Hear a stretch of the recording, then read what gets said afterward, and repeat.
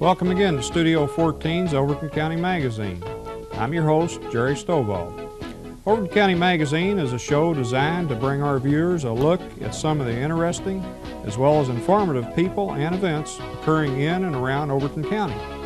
Some of our stories are videotaped on location, while still others will be brought to you straight from Studio 14. So why don't we all sit back, relax, and thumb through this week's magazine.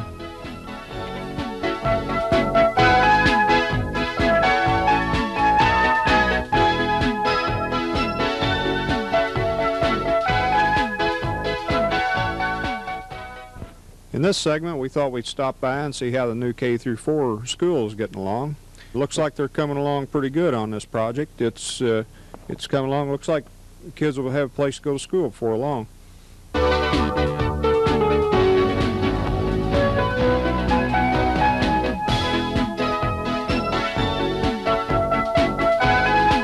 Anybody that's been up on the square around Spring Fling time or Pioneer Days has obviously seen this fella that's our guest tonight, Slugo Gray. He either sits outside and whittles on jewelry or sits inside and whittles on jewelry. So tonight we want to talk to him about his craft here. This is what I consider to be a real craft, and see how he gets from the beginning to maybe the end of a project. So nice to have you up here tonight, Slugo. It's good to be here. All right, I'll tell you what, we've been sitting here looking at some of your stuff, and my interest really lies in how you actually start. Say, from what you were telling me, say I was a customer, which this fellow was, and come to you, and he had a coat of arms. We can get a shot of that. Get the shine off of it there. He had a coat of arms of his own personal family coat of arms, and he wanted to incorporate this into some smaller items that he was going to use for, I think you said, belt buckles? Belt buckles. There's some going on belt buckles, some on tie tacks, some on pendants, several pieces. Oh, okay. And he, to start off with, he made that. And then he made a watercolor sketch of the pencil. Same type thing, or a pencil sketch. He enlarged it a little bit.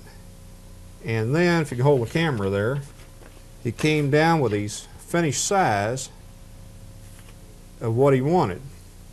So he sent you these 3 items in the mail, and you pretty well knew from there what he wanted. Now, the first thing you had to do was what? You have to make a master. Well, you start off by making a master. In this instance, it was kind of a simple matter. Just sawed out a silhouette of what he wanted in the right size and then hand engraved it on. And once we got it hand engraved to the texture and the depth that we needed, then all we had to do was make a rubber mold of it. Okay, now you've got 2 items here. If we can get a shot of those. Now, which one of these items did you use, or did you use both of them? The one on the right this one here is the original piece that was hand engraved. I sent him a sample. He liked it. We made 3 or 4 pieces for Christmas gifts, and he called back and he wanted the helmet raised. The helmet wasn't as pronounced as he'd like for it to be, so we simply raised the face of the helmet, made it 3-dimensional. Okay, and you had to make a whole new piece for that. Okay, yeah, you can see it's this is more of a flat pattern on the one, and and then you've got the raised details a little more pronounced on this one here. Right. Okay, now you go from this now. Let's see. You go from that stage, excuse me, to making a rubber mold. Now these molds are it's vulcanized rubber, and it starts in a sheet. It's just a plain sheet of raw rubber, and it's a cooking process. And after you get it laid in and the item buried in it, then you cook it for an hour. For this particular size, it takes about an hour for it to cook out, and then you take a scalpel and cut it out. Okay, now let's see here. I don't know if we can get a, yeah. Well, we almost had a shot of that. This actually will fit right in there into the mold, right? Mm-hmm. Now it came out of there, Jerry. It had better go back in. Well, yeah, it does. It fits in there. But now you actually mold this around there. Mm-hmm. And it's cooked. And then, as you can see, these little cuts are made with a scalpel.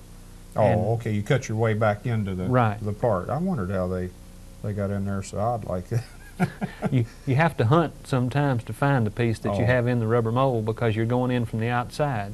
Okay, you just kind of peel it back and keep cutting your way in.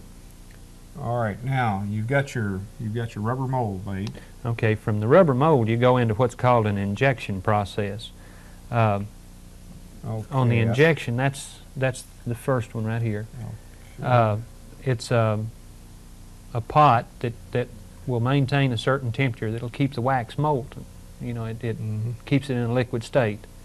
Then it's pressurized, and it injects the liquid wax into the mold. And it's held and retained there until it's cooled, and then it's opened up. Peel it open and you lift out the wax. All right. Now I believe you've got a.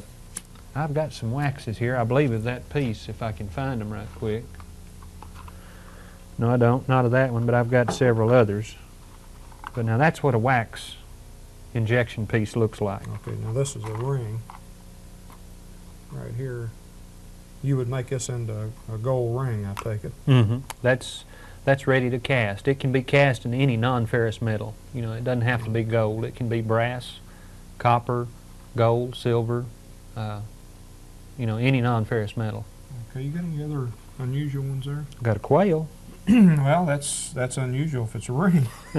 It's not a ring, but it's a quail. Kind of rough to wear that. The first piece on the quail I did was an earring. Made a pair of earrings for a gentleman in Chattanooga for his wife for Christmas. Oh, yeah. Hunter, no doubt.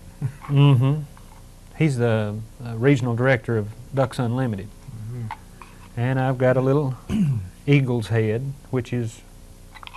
Now, what would you make with that part there? Tie tack mostly, or maybe a pendant. It's kind of hard to get over there on your sweater. Yeah, that looks pretty good. And I've got an iris here, if I don't break it, getting it out. I think I broke a leaf off of it. I'd say you do have to be careful with these. They're kind of fragile, aren't they? Especially when they're cold. They become very brittle. Now, that's an iris, you say? It's a little iris. Now, what would you use this one for? Earring?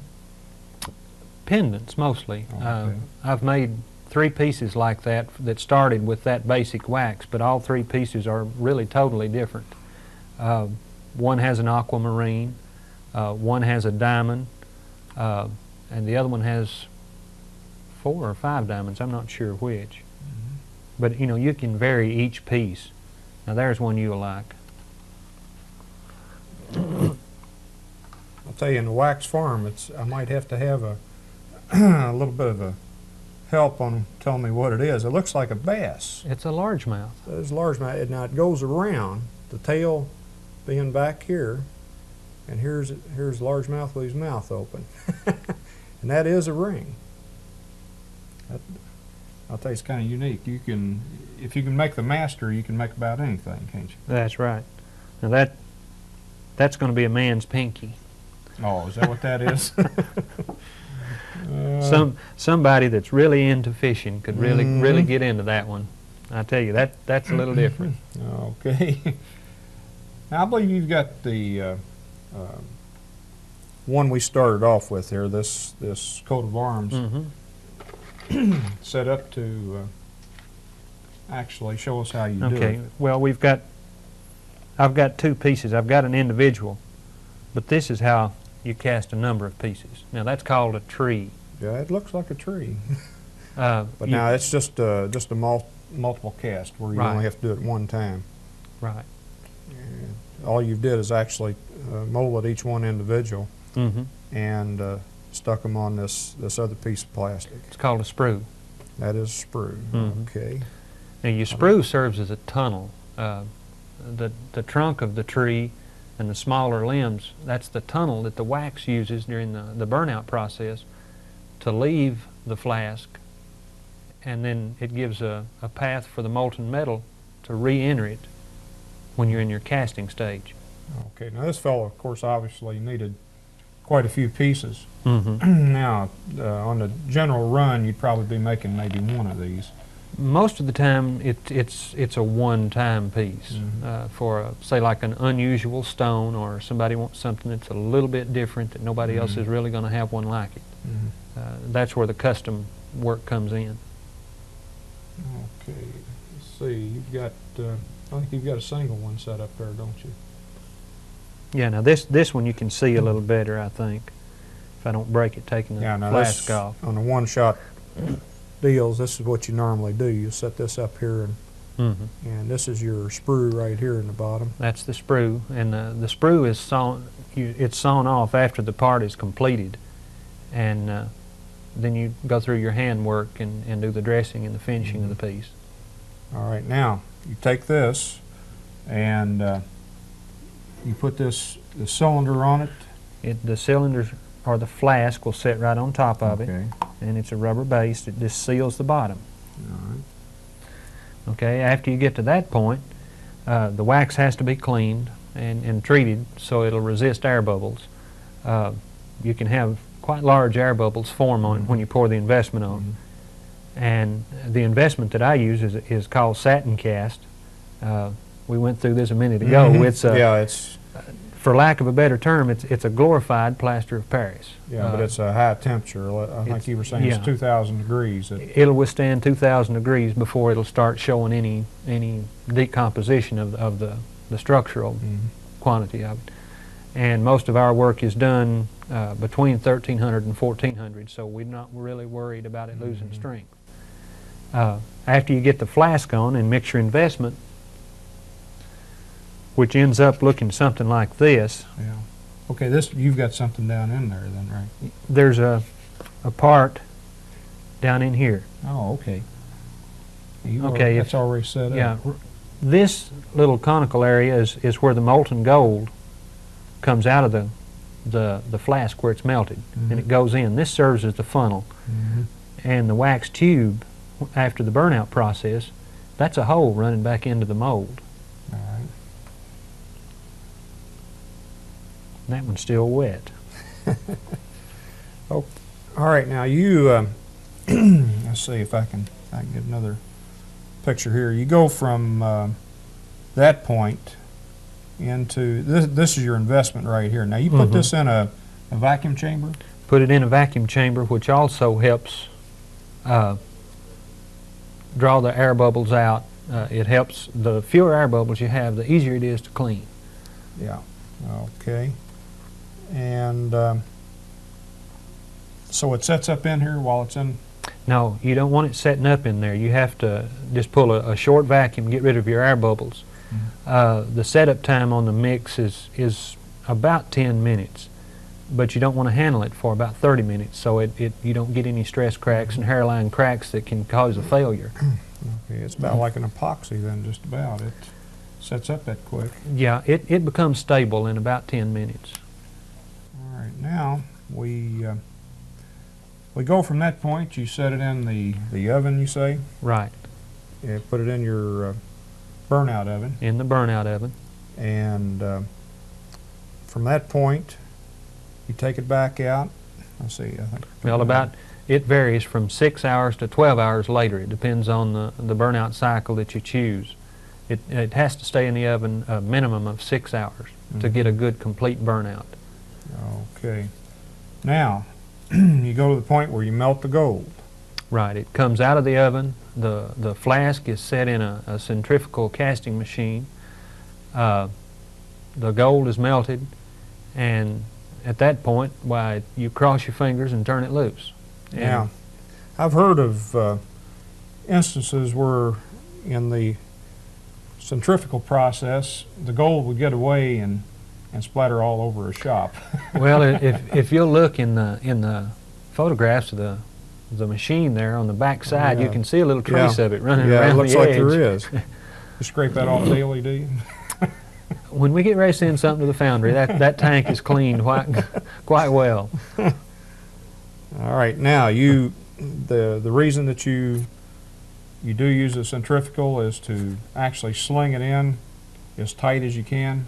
There's make a dense pattern out of it. There's 2 or 3 different processes that can be used to get the molten metal back into the flask.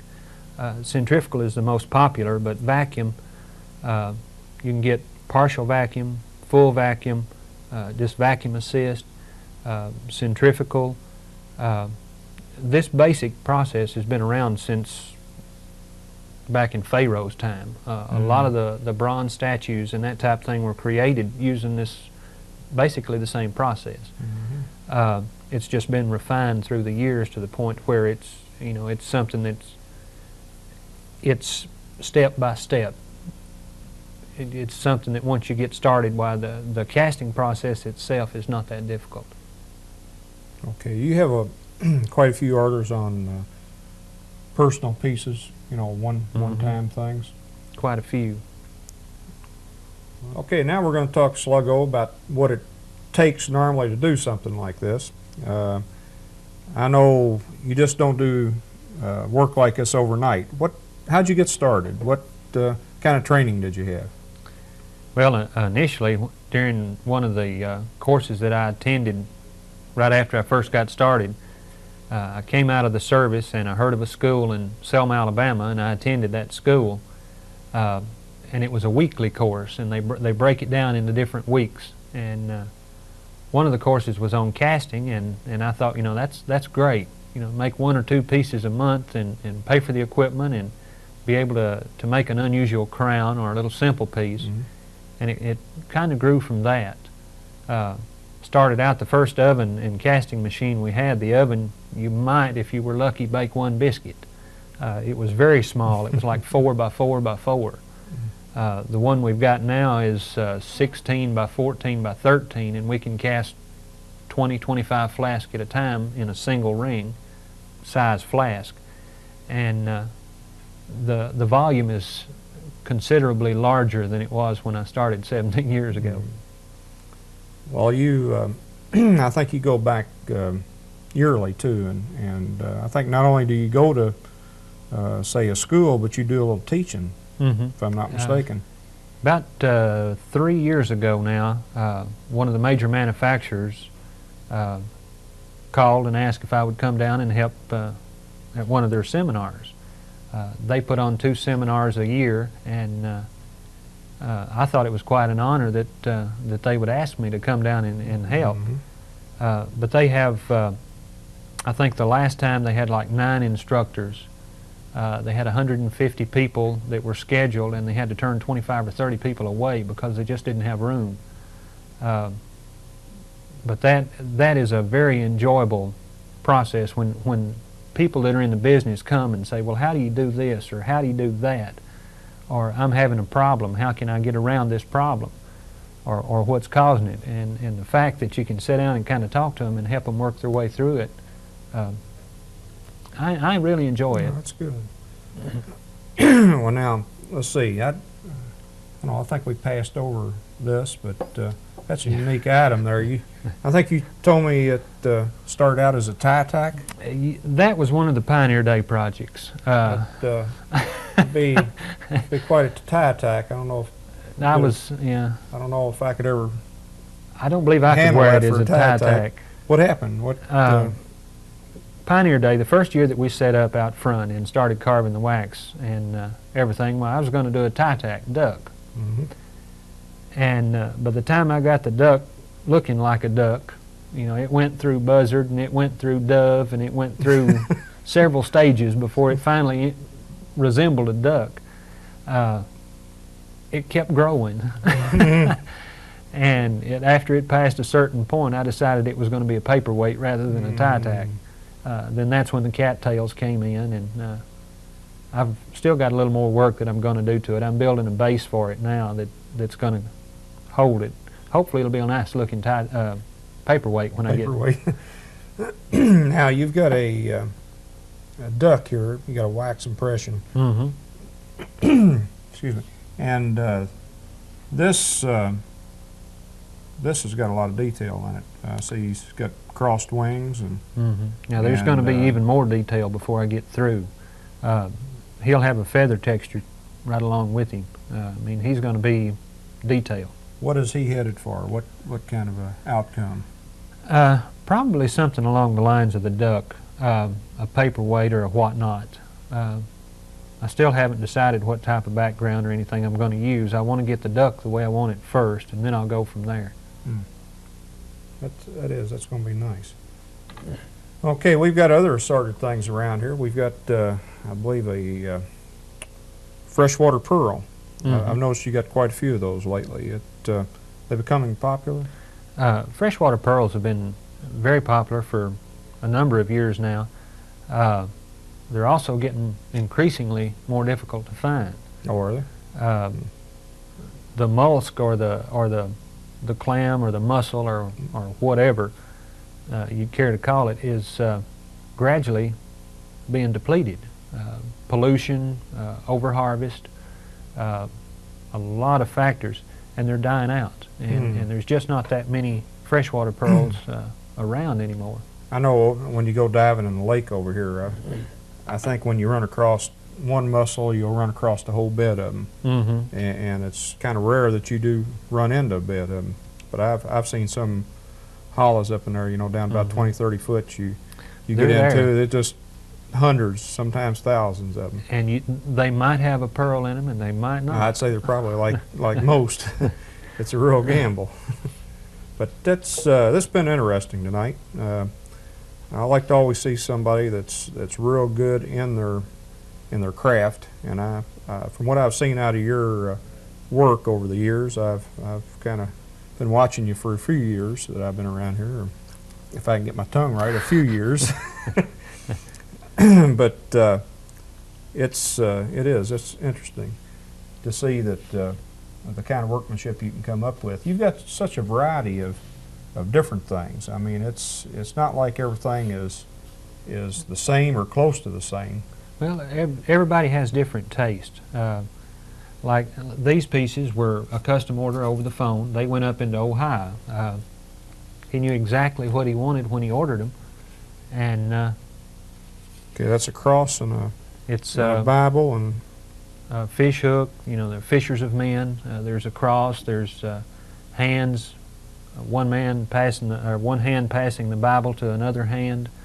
The other one was the second piece that I did, and it was open hands with a heart in them, laying on the Bible with a cross in behind the Bible. That's unusual. I don't guess I've ever seen anything like that. That piece wasn't easy.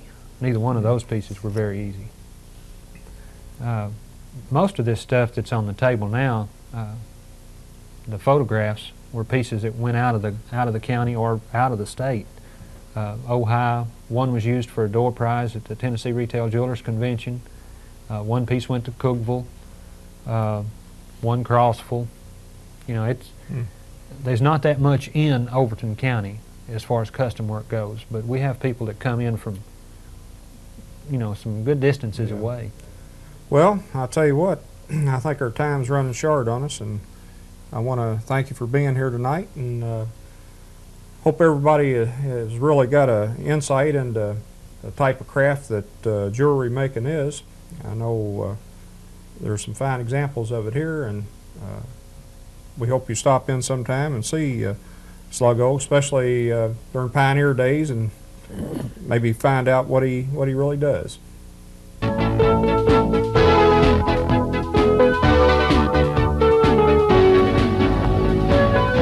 This is for your information. What is mankind's deadliest enemy in the wildlife world? Is it lions, tigers, or bears? According to the National Wildlife Magazine, mosquitoes may be our deadliest enemy. The mosquito deploys parasites that cause malaria and kill 1 million people a year in Africa alone. They are also responsible for high death rates in India, Pakistan, Asia, Central America, and the Caribbean islands.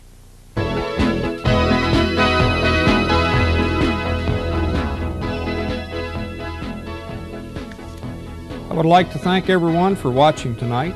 We hope that you have enjoyed our magazine, and be sure and tune us in next time. We would also like to invite you to send us your comments and ideas for future shows. This is Jerry Stovall saying thank you and good night.